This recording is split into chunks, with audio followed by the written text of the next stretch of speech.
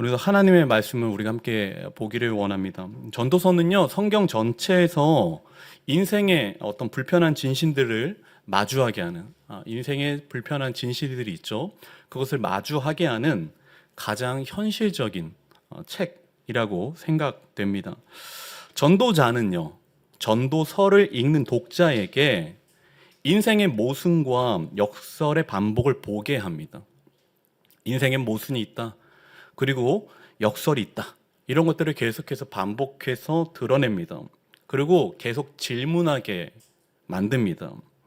어떤 질문이냐? 과연 네가 그렇게 소중하게 여기는 것, 네가 그렇게 추구하는 그것이 정말 너에게 의미가 있니?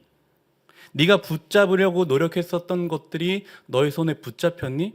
혹시 헛된 것과 같이, 우리가 헛됨이라는 게 수증기, 연기라고 이해하고 있지 않습니까?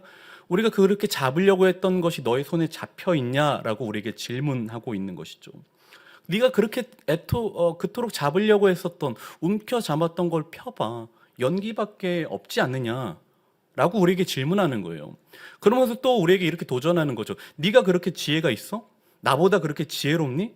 내가 지혜가 있어 봤는데, 모든 것을 경험해 봤는데 다 헛되더라. 이렇게 우리에게 설명하고 있는 겁니다. 나만큼 부를 누려봤니? 그게 행복하게 만들지 않더라. 우리에게 이렇게 설명하면서 우리가 갖고 있는 사회 통념 전체를 부정하기도 합니다. 인간이 갖고 있는 이성, 지혜, 아니면은 관찰, 어떤 삶에 대한 관찰이죠. 이런 것들로 우리의 복잡다난한 인생, 우리가 보통 70년, 80년 산다 그러면은 이 인생을 모두 다 해석할 수 있는가? 수수께끼 같은 인간 삶 전체를 조망하는 일이 과연 우리에게 가능한 것인가? 라고 질문을 던지죠. 놀라운 것은요, 전도자는요, 오늘 이제 이것을 우리에게 말하고 있는 사람은 전도자죠. 이 전도자는요, 진부한 대답이나 영리한 격언으로 마침표를 찍지 않도록 우리를 안내한다라는 거예요.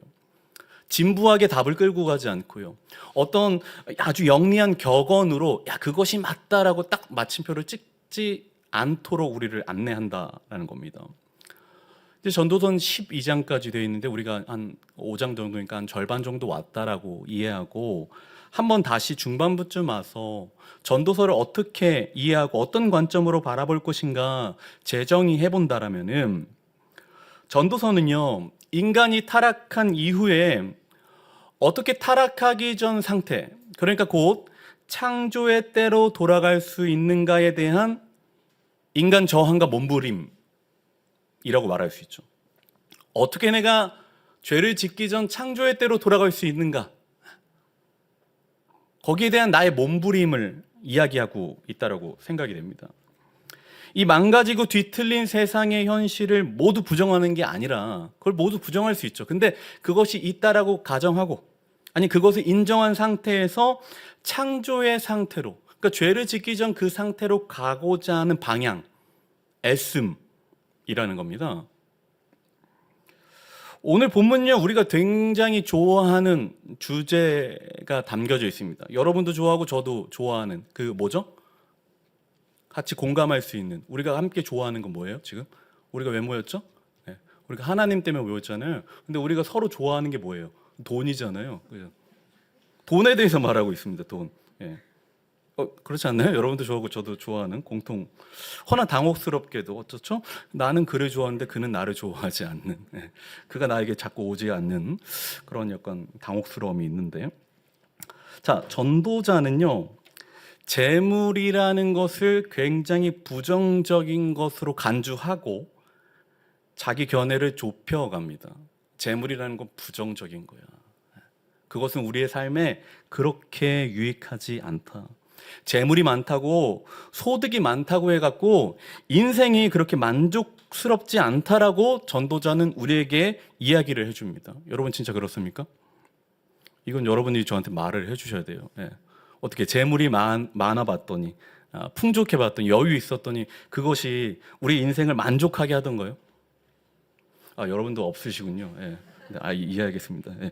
그렇지 않다라는 겁니다. 재물이라는 것이 우리 인생을 만족스럽게 몰고 가지 않는다라는 거예요. 집에 재산이 많으면은, 자, 집에 재산이 많으면요 어떻게 되는가? 11절에 보면요 이렇게 되어 있습니다. 재산이 많으면 먹는 자도 많아진다. 이렇게 표현을 합니다. 그러니까 이런 거죠.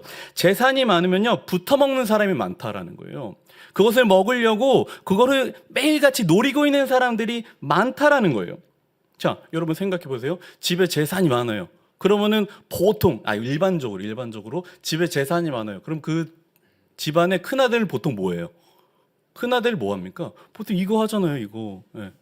하는 거 거의 빠지는 거예요. 재산을 허랑방탕하게 쓰는 것입니다. 벌리는 거 좋아하고, 예. 어떻게 해서든 간에 막 사업 같은 거 하고, 뭔가를 막 벌리는 거 좋아하고, 막 매는 거 좋아하고, 막 이런 거. 그렇지 않습니까? 주는 사람은 없는데 달라는 사람이 많이 생기더라. 이게 지금 전도자가 경험하고 있는 사실이에요. 찌뜨기들이 많이 붙는 거죠. 이게 많이 가진 자의 비극이라는 거예요. 많이 가져봤는데 내가 많은 것들을 소유해 봤는데 그것이 다 나가더라는 거예요. 그리고 그것이 나의 인생 전체를 행복하게 만들지 않고 만족스럽지도 않다라는 것입니다. 이게 바로 전도자가 경험한 사실이에요. 탕자를 한번 생각해 보세요. 아버지가 재물이 많으니까 아들이 어떻게 합니까? 그 재물을 나한테 주십시오 하고 외국에 나가서 허랑방탕하게 그것을 모두 다 허비하고 오는 거예요. 그것을 모두 다 날려먹지 않습니까? 재물이 많았더니 그 인생 자체가 완전히 망하게 되는, 그 인생을 허비하게 되는 그런 일들이 일어나더라는 것입니다. 여러분들에게는 이런 비극이 없기를 축복합니다. 그러니까 여러분들 이런 비극이 없으려면 좀 가난해져야 돼요, 우리가. 좀 가난해질 필요가 있습니다. 괜찮으신가요? 13절을 함께 볼 텐데요. 우리 함께 읽어보겠습니다. 함께요. 큰 패단되는 일이 있는 것을 보았나니 곧 소유주가 재물을 자기에게 해가 되도록 소유하는 것이다. 아멘.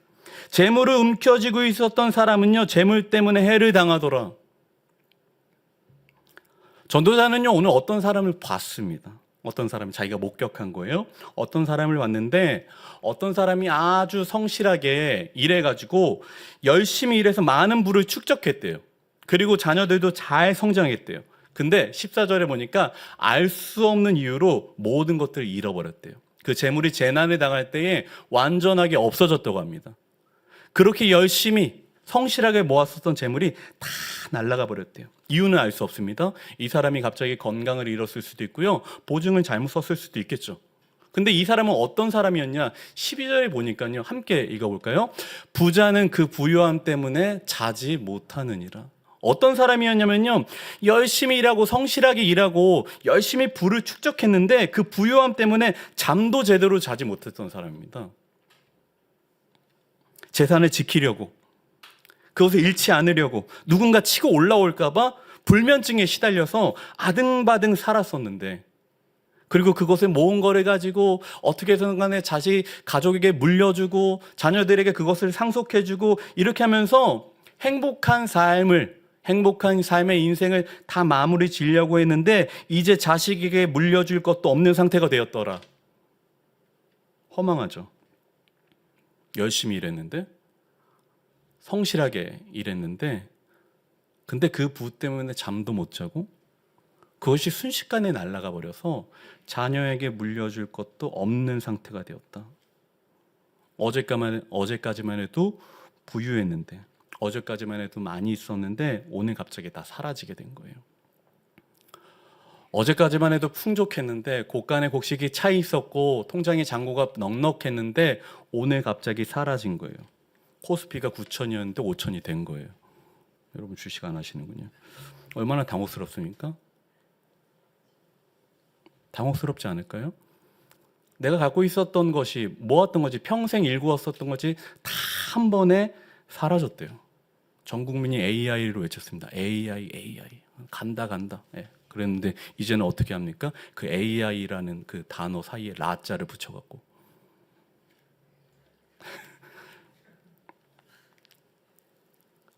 그래서 존 스토트라는 사람은 이렇게 말합니다.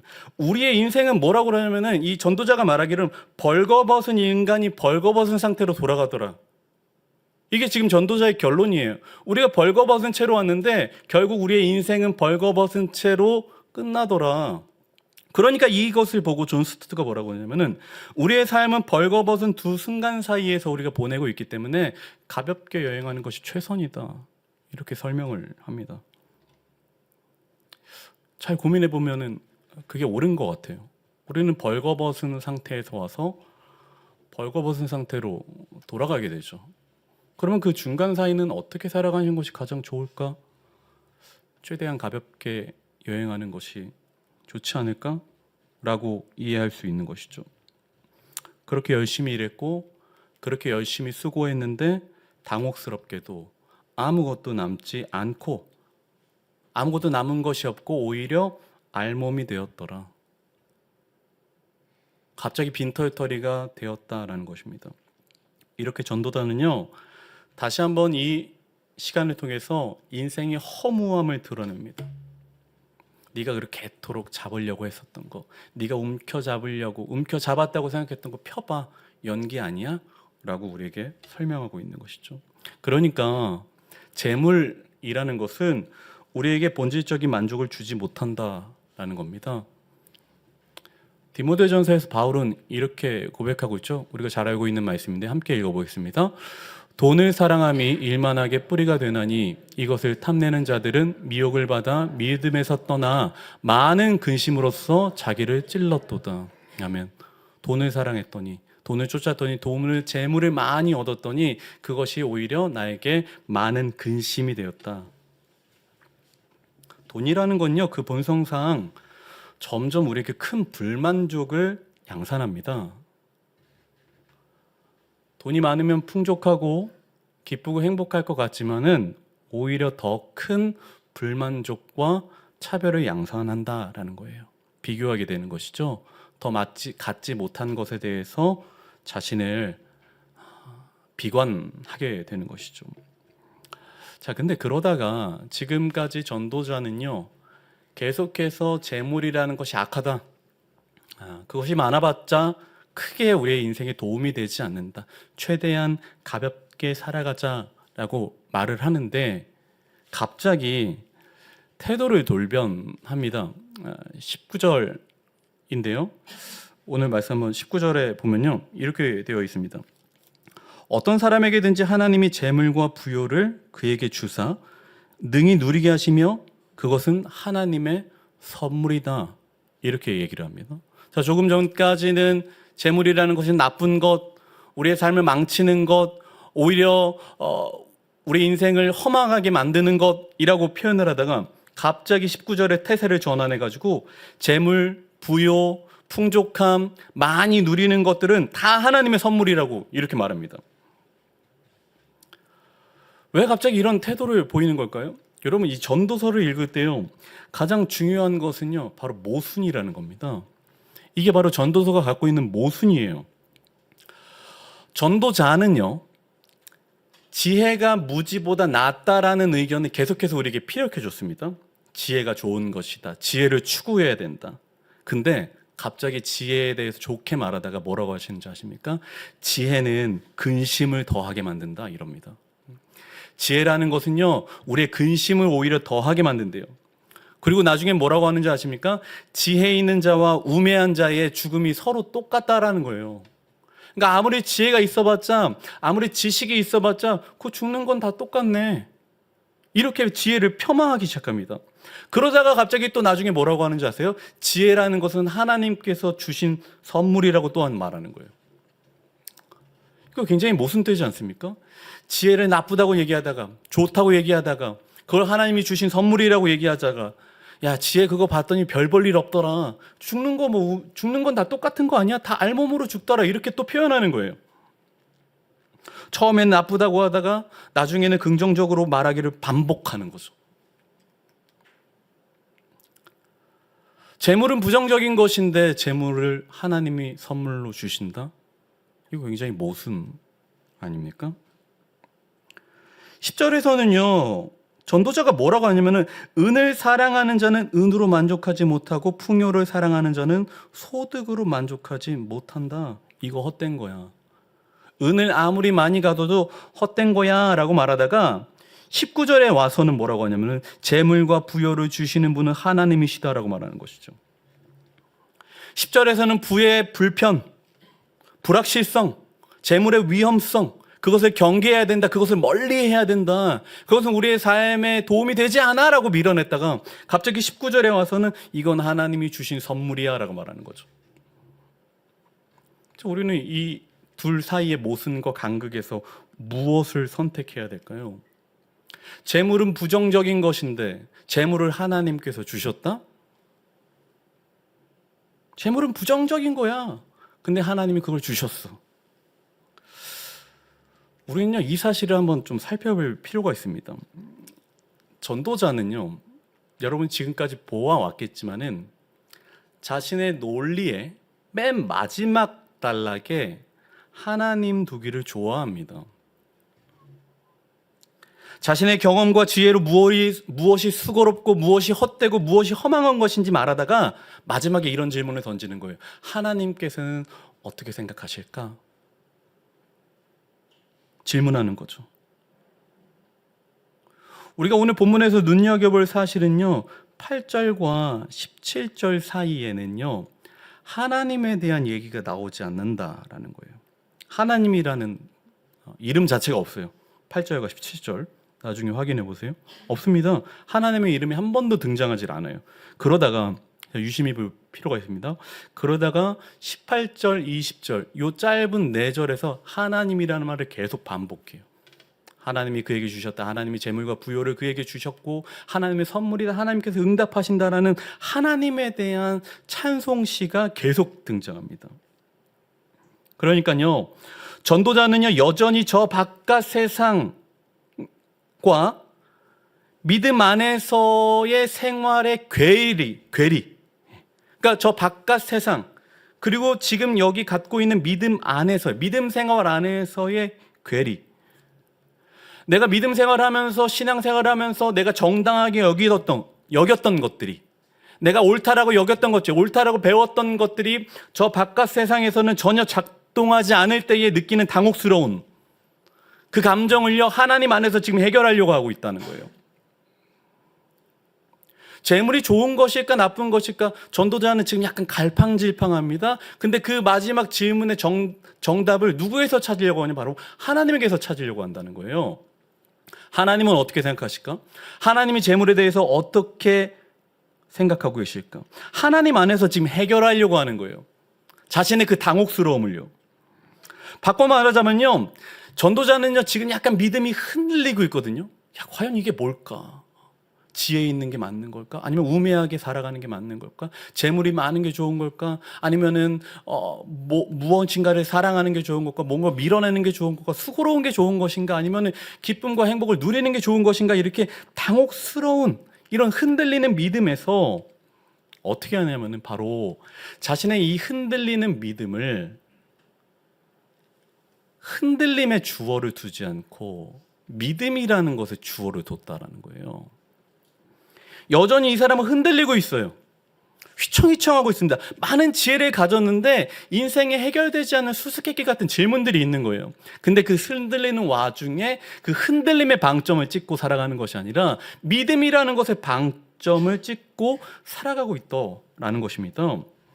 우리도 이러한 사실에 입각하여서 우리도 흔들리는 이 믿음 가운데 믿음의 방점이 찍히기를 소망합니다. 여러분에게도 그렇게 되기를 소망합니다. 믿음의 방점이 찍혀야죠. 저 바깥에 당혹스러운 세상이 있어요. 우리가 알고 있었던 지식과 우리가 갖고 있던 관념과 어떤 정의가 전혀 실행되지 않는 저 바깥 세상이 있습니다. 근데요, 그런 세상이 있다라는 것을 인정하면서 오늘도 전도자는요, 확고한 믿음 가운데 그 신념을 떨치지 않는 거예요. 하나님께서 우리 하나님 안에서 해결해 보자라는 의지를 가지고 오늘도 하나님 붙잡고 있는 것이죠. 우리가 교회에 와서 신앙생활을 하면서 하나님의 말씀을 듣지 않습니까? 근데 우리가 이 말씀을 통해서 그리고 교회를 통해서 배우고 습득하고 알고 있는 것, 깨닫는 것은 무엇이죠? 바로 너무 많이 염려하지 말아라. 염려를 모두 주께 맡겨라. 너무나 집착하지 말아라. 특히 재물에 대해서 집착하지 말아라. 인생의 덧없음에 대해서 너무 몰두하지 말아라. 그것 자체가 우리의 삶의 구원과 별로 하등 관계없다 라고 말하는데, 저 바깥 세상으로 나가는 순간 이러한 명제들은 잘 작동하지 않는다는 거예요. 왜냐하면 뺏고 움켜져야지 잘 사니까요. 그렇게 작동되니까요. 거기선 그게 그 시스템이니까요. 큰 소리를 내야지 내가 손해를 안 보니까요. 그러니까 당혹스럽죠. 제가 오늘 당혹스럽다라는 말을 많이 쓰는데, 이 헛되다라는 의미가 우리가 처음 설명해 들었지만은 연기를 잡는 것 같이, 수증기를 잡는 것 같다라는 의미도 있지만은 당혹스럽다라는 의미도 있어요. 그렇게 해봤는데 그것이 우리의 삶에 있어서 당혹스러움을 제공하는 거예요. 하나님의 말씀대로 살아봤는데 저 바깥 세상에서는 아무것도 작동되지 않는 거예요. 정의도 없고 사랑도 없고 인정도 없고 베품도 없고 낮아짐도 없는 거죠. 어떻게 하면은 더 많이 갖고 더 많이 빼앗고 더 많이 움켜지는가. 여러분 힙합 뮤지션 중에 드렁큰 타이거라고 아십니까? 그 사람이 썼던 가사 중에 이런 말이 있어요. 무조건 착하게 살면 다 된다는 아빠 말을 믿었는데. 뭐예요? 아니라는 거죠. 그렇게 착하게 살고 선의를 베풀고 누군가를 품어주고 살면 된다라고 믿었는데, 그런 어린 시절이 있었는데, 이렇게 가사가 시작되거든요. 그렇지 않다라는 거예요.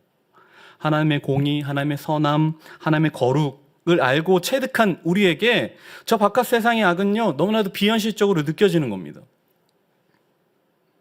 우리가 배워왔던 성경의 진리라고 알고 있었던 것이 저기에서는 하나도 통용되지 않는 거예요. 근데 이것을 잘 알고 있었던 전도자도 우리가 똑같은 경험을 했잖아요. 근데 이 사람이 뭐라고 하냐, 이미 답을 내려놨습니다. 8절인데요. 함께 읽어볼게요. 너는 어느 지방에서든지 빈민을 학대하는 것과 정의와 공의를 짓밟는 것을 볼지라도 그것을 이상히 여기지 말라.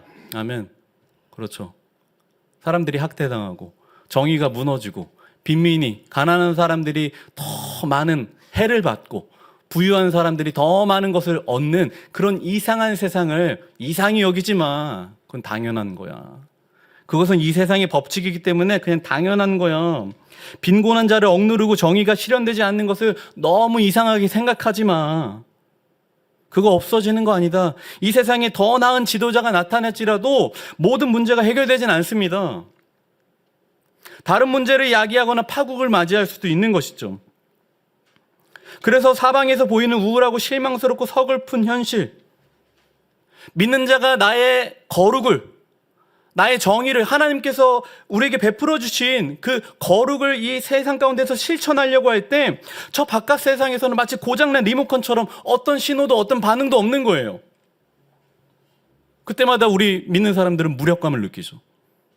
이렇게 하면 될 거라고 믿었는데, 착하게 살면, 주의 말씀이면 다 뭔가 될 것이라고 느꼈는데 잘 안 되는 거예요.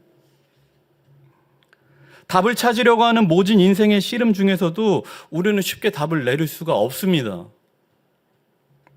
아니, 속 시원하게 빨리 내린 답이 오답이라는 사실을 알고 있어야 됩니다.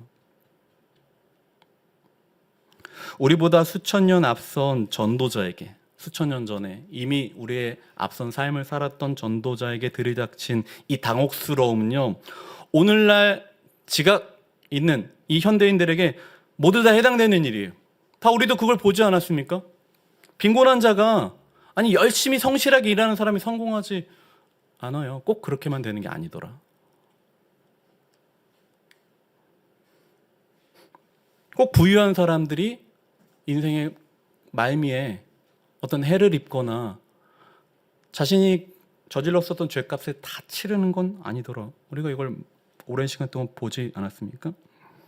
빛을 바라보려고 해도, 믿는 자들이 빛을 바라보려고 해도 다시 끌어당겨갖고 현실을 보게 만들고, 빛으로 나아가려고 다른 박질하더라도 다시 잡아가지고 발목을 부여잡고 놓지 않는 이 헛된 인생에서 전도자도요, 결코 해방될 수가 없어요. 자기가 붙잡혀 있다는 사실을 전도자는 인정해요. 내가 열심히 주님을 바라보려고 했고 열심히 빛으로 나가려고 했지만은 세상이 나를 잡더라는 거예요. 못 가게 만들더라는 거예요. 질겅거리는, 움직일수록 더 수렁에 빠지게 되는 모순, 인생에 여전히 붙잡혀 있다는 겁니다. 그래서 그의 많은 부와 경험, 지혜는 이렇게 우리에게 말하는 것 같습니다. 너 그렇게 돈 많다며, 너 그렇게 지식이 있다며, 너 그렇게 대단한 것을 갖고 있다며, 네가 얼마나 대단하니? 너 뭐 학위 2개 갖고 있어? SCI 논문 많이 올려놨어? 그게 무슨 의미가 있냐라고 우리에게 질문하는 거예요. 어차피 알몸이 된 지금에서 지금 무슨 그게 의미가 있니? 정말 그게 너의 삶에 도움이 될 거라고 생각해? 라고 질문하는 거죠. 그래서 마지막으로 우리는 이런 질문을 하나님께 똑같이 전도자처럼 던질 수밖에 없습니다. 왜 하나님 인간 세상에 개입하지 않는 것 같나요? 왜 하나님 우리의 삶에 직접적으로 개입하지 않으시는 것 같습니다. 어떻게 하시겠습니까? 라고 얘기하는 거죠. 질문하는 거죠. 마치 우리의 그 바람 잡는 수고를, 그 헛됨을 관망하시는 하나님처럼 느껴지는 거죠. 그때 우리는 다시 한번 예수님에 대해서 생각해 볼 필요가 있습니다. 예수님은요, 미천한 출생이었어요. 집이 가난했습니다. 궁핍한 유년기를 겪으셨어요. 배고픔과 굶주림을 다 겪으셨죠. 모든 것들을 경험하셨습니다. 그리고 나서 우리에게 이렇게 말씀하시는 거예요. 인생아, 네가 누리고 경험하는 것이 나도 무엇인지 알고 있어. 너의 궁핍, 너의 배고픔 나도 경험해 봤단다라고 말씀하시죠. 그리고 예수님께서는 심지어 공정하지 못한 재판도 받으셨습니다. 예수님은요, 모든 것이 자신을 거부하고 외면하고 등을 돌린 그 십자가 위에서 역시 인생은 헛되구나 라고 말씀하시지 않으셨어요. 인간은 다 죽는구나, 무가치한 인생 도대체 무슨 의미가 있냐, 으악 이렇게 죽지 않으셨다라는 것이죠. 주님이 어떻게 죽으셨는지, 어떻게 그 십자가의 죽음을 이기시고 부활하셨는지 한번 생각해 보시고 묵상해 보시기 바랍니다. 하나님은 선하신 분인데 왜 세상은 이런 모습일까? 우리는요, 전도자가 경험한 동일한 일들이 일어날 때 한층 더 당혹감을 느끼고 분노하죠. 그때 우리는 다시 한번 말씀으로 돌아가는 겁니다. 우리 로마서 8장 18절부터 20절까지 우리 함께 읽어보겠습니다. 생각하건대 현재 고난은 장차 우리에게 나타날 영광과 비교할 수 없도다. 피조물이 고대하는 바는 하나님의 아들들이 나타나는 것이니 피조물이 허무한데 굴복하는 것은 자기 뜻이 아니요 오직 굴복하게 하시는 이로 말미암음이라. 아멘. 여기서 중요하게 보아야 될 것은요, 무엇이냐면요, 2번째 줄에 나오는 바로 피조물이 허무한데 굴복하는 것은 자기 뜻이 아니다라는 거예요. 여기서요, 이 허무라는 단어가 전도서의 헛됨과 똑같은 말입니다. 똑같은 단어예요.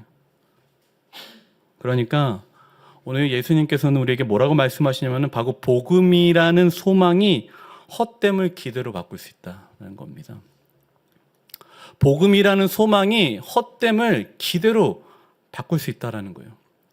바울의 허무는요, 전도사의 헛됨이었습니다. 그러니 이 말씀이 이 세상에서 실현되도록 복음을 끝까지 전하라는 거예요.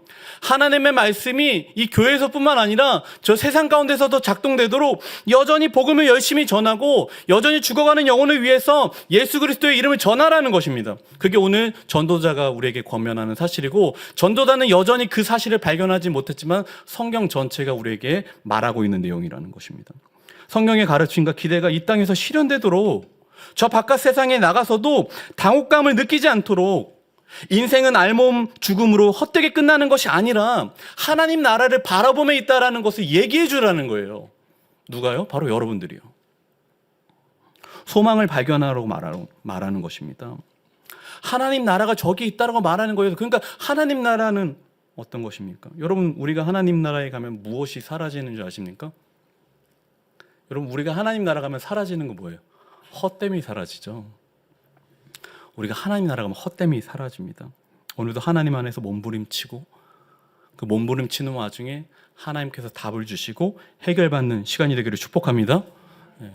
혹시라도 코스피 물리신 분들은 오늘 더 기도하시고 열심히 5분 더 평소보다 기도하고 하십시오. 우리 함께 찬양하기를 원합니다.